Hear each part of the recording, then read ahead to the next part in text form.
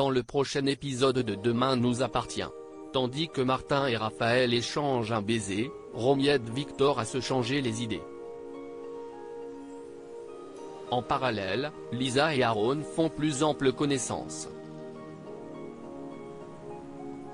Attention, les paragraphes qui suivent contiennent des spoilers sur l'épisode de Demain nous appartient diffusé demain soir sur TF1. Si vous ne voulez rien savoir, ne lisez pas ce qui suit. Jeudi 22 juin dans Demain nous appartient. Martin et Raphaël échangent un baiser. Karim et Agathe ont passé la nuit ensemble. Au petit matin, ils se mettent d'accord pour garder cette histoire secrète avant de se glisser sous les draps pour partager un moment intime. De son côté, Aurore a fait des cauchemars toute la nuit. Bien que cela l'ait empêché de dormir, William s'en moque car il a pu passer la nuit auprès d'elle. Plus tard, Karim dépose Agathe près de son domicile.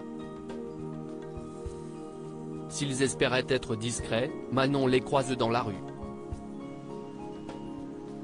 Dans la foulée, la commandante Lambesque reçoit un appel du procureur Perrault qui souhaite organiser une conférence de presse sur la libération de la capitaine Jacob.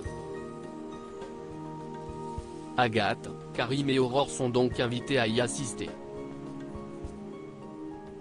Au cours de la conférence de presse, Sébastien salue le courage et le professionnalisme de Karim et Agathe. Lorsque cette dernière prend la parole, elle exprime sa profonde reconnaissance envers la capitaine Jacob pour sa résilience et son courage dans cette situation extrêmement difficile.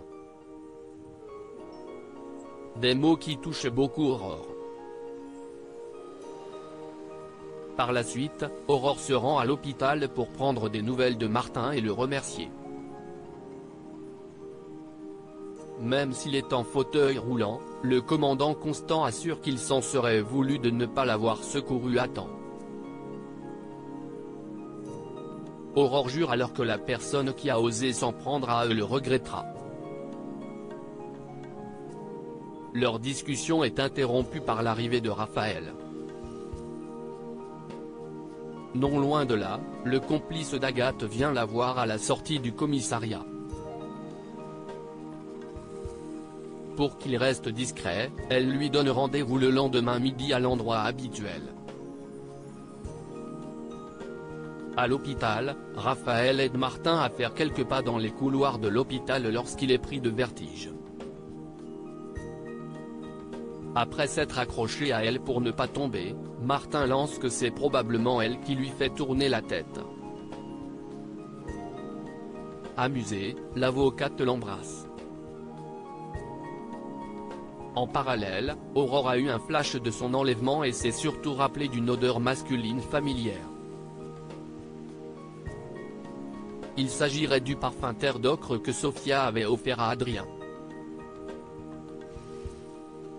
En fin de journée, Agathe attend tranquillement Karim dans un parc lorsque son complice débarque. Compte tenu des risques, celui-ci réclame plus d'argent mais la commandante refuse et le somme de partir sur le champ. Seulement, le jeune homme est en colère et la frappe violemment au visage. Tandis qu'Agathe s'effondre, Karim arrive au même moment. Immédiatement, il se lance à sa poursuite.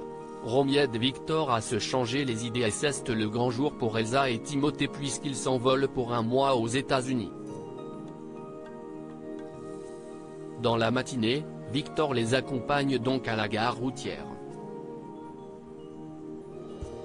Face à l'inquiétude de son père, Timothée souligne qu'il fait ce voyage pour devenir autonome. Même s'il en a parfaitement conscience, Victor ne peut pas s'empêcher de se faire du souci. Après avoir pris son fils dans ses bras, il enlace Elsa puis lui chuchote de bien prendre soin de Timothée.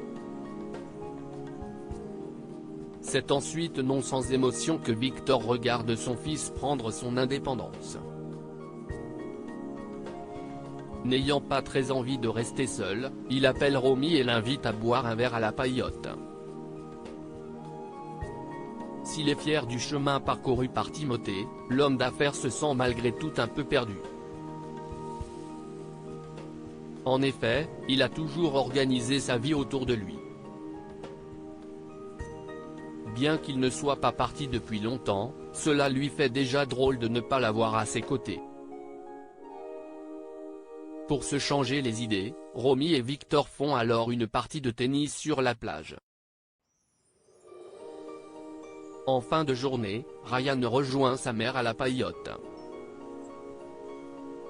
Comme il l'a vu s'amuser avec Victor, l'adolescent la rassure tout de suite, tout ce qui compte, c'est qu'elle soit heureuse. Lisa et Aaron font plus ample connaissance. Lisa profite de faire son jogging pour déposer une boîte de chocolat devant la porte du mobile home d'Aaron. Elle espérait passer inaperçue mais ce dernier était en train de lire son journal au même moment.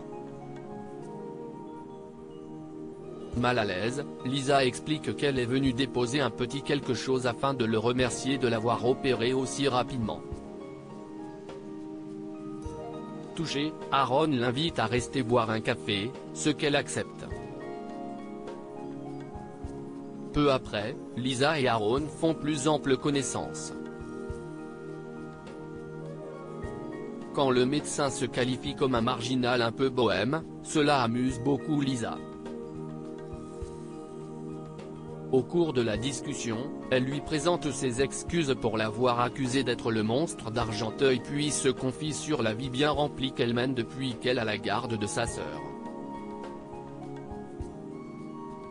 Une vie qu'Aaron était loin de s'imaginer car elle est belle, jeune et a tout pour elle.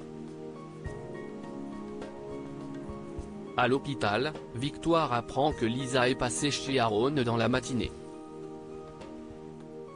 Sans attendre, elle appelle sa cousine pour la taquiner sur ses techniques de drague à l'ancienne. Bien qu'elle reconnaisse qu'Aaron soit un bel homme, Lisa assure toutefois que ça s'arrête là.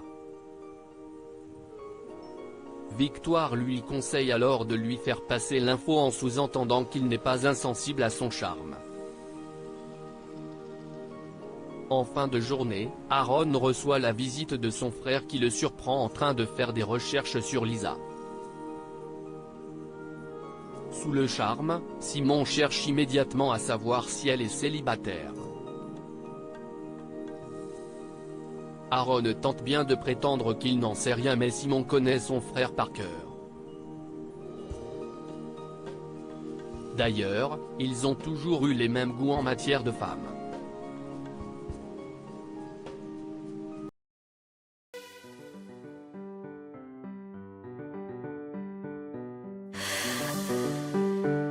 나